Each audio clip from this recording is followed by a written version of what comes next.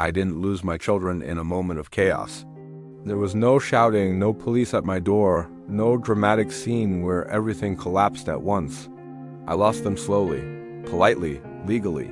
If this story touches you, please comment below where you're watching from and what time it is there. It started with paperwork. Clean pages, neutral language. Words like temporary arrangement and best interest of the children. At the time, I didn't understand these words weren't meant to protect me. They were meant to replace me. Before I was a case number, I was a parent. I knew which child needed silence when they cried, and which one needed to talk. That knowledge doesn't appear in court documents. The separation from their other parent wasn't dramatic, just two people who stopped functioning together. We agreed on shared custody. On paper, it was fair, but then came the polite questions, framed as care. I told them it was complicated, because the truth was worse. The next evaluation didn't go better. By then, everything I did felt scrutinized. Every emotion looked like instability. Every concern sounded like resistance. The more I tried to explain, the more defensive I appeared. That's the trap no one warns you about. When you're emotional, you're unstable. When you're calm, you're detached. There's no correct tone, only conclusions already forming. The judge reviewed the reports, listened to recommendations. Asked me a few questions, neutral questions, dangerous ones. Do you feel frustrated? Do you feel the process is unfair? I answered honestly. That honesty was recorded. The ruling followed procedure. No drama, no condemnation. Custody was reassigned for the children's best interest. Everything they did was legal. That's what echoed in my head because legality removes protest.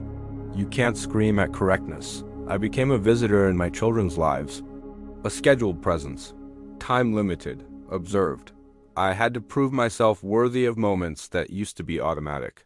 The other parent followed the rules. Exactly. They didn't break the law.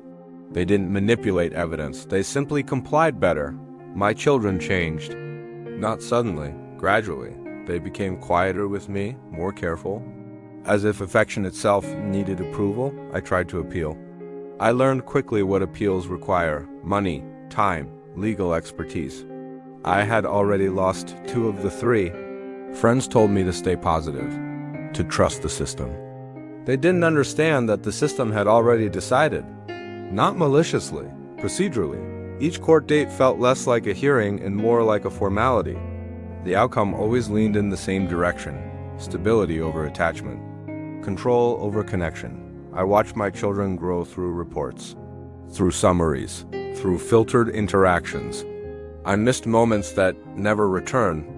First fears, first realizations, first heartbreaks. At night, I replayed everything, every answer, every sentence, trying to locate the moment where everything went wrong.